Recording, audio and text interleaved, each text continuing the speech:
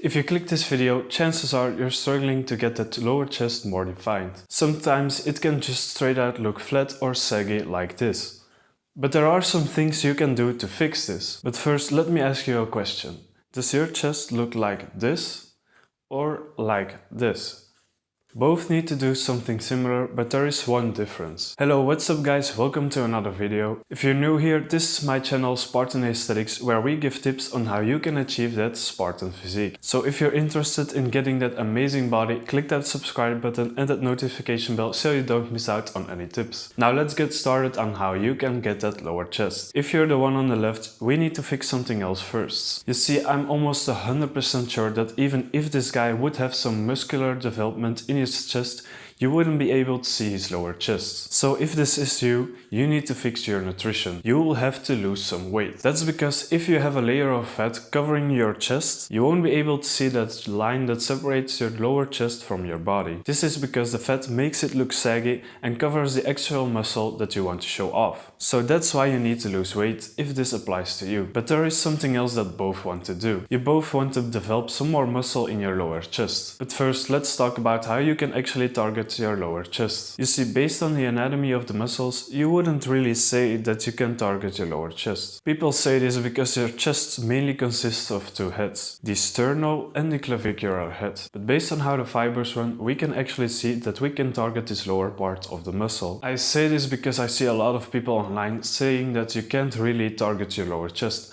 but this is simply not true. Studies have shown that you can actually target your lower chest by pushing down with your arms. So we will have to look at exercises that mimic this movement. Now let's look at what you can do to build that lower chest. Now on this channel we like to use a little bit of science to show what actually works. So for the best exercises to target your lower chest, we're gonna look at EMG data. If you don't know what EMG data is, it's basically a way of measuring how active a muscle is during a movement. This way we can see which exercises actually have the most lower chest activation and thus which exercises are best to target that lower chest. Now an EMG study conducted in 2010 showed that the lower pecs were most activated in the weighted dips. In this study, they compared multiple traditional chest exercises and the weighted dip showed most lower chest activation. So if you're trying to get a more defined lower chest, this is the exercise that you probably should be doing. Now stay until the end if you want to see an alternative for this exercise. And if you stay even longer, I will give you a tip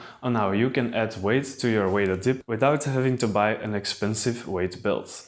But maybe if you've tried dips and saw no result. Or maybe you feel pain in your shoulders when doing dips. This is probably because you're doing the exercise wrong. You see, there are a couple of technique checks that you will have to do. This is to make sure you're actually targeting your lower chest and keeping your shoulders healthy. Now let's go through all of them. The first mistake that I see people doing is that they don't lean forward. If you want to target your chest, you will have to lean forward. If you don't lean forward, you're going to target your triceps and you're going to put a lot of strain on your shoulders. Now, we want to target your chest and not your triceps. When you lean forward, you will also notice that a lot of pressure will go away from your shoulders and it will feel way more comfortable. But this brings me to my next mistake. Don't lean forward too much. I see a lot of people doing this because, well, like I just said, you have to lean forward, but some people exaggerate this. If you lean too much forward, the dip will almost become a sort of push-up.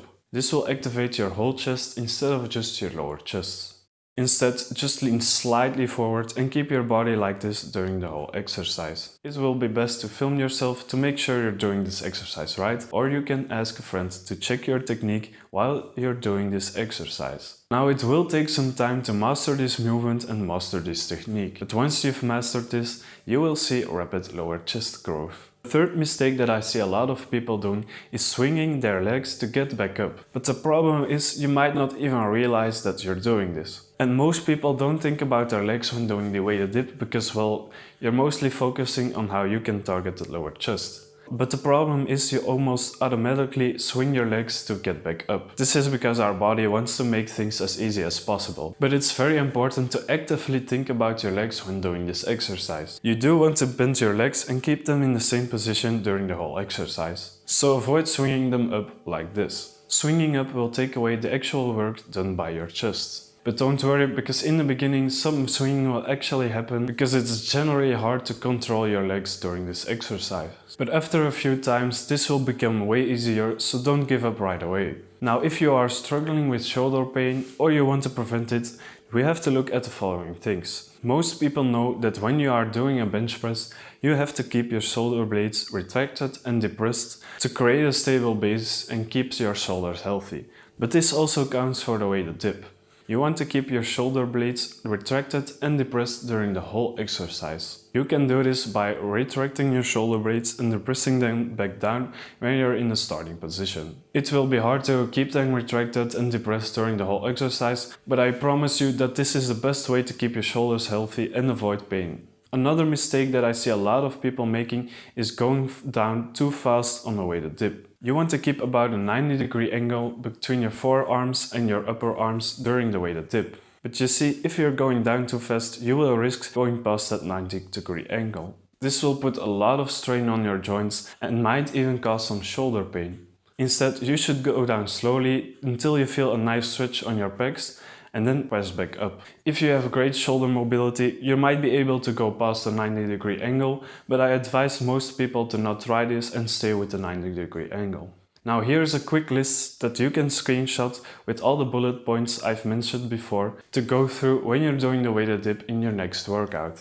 Now if you don't like the weighted dip, you can do some variation of the cable flies. It's called a crossover cable press. This way you can fully stretch your pecs by bringing your arms all the way back, and you can really contract your pecs by pushing your hands as far as you can until they are crossed over.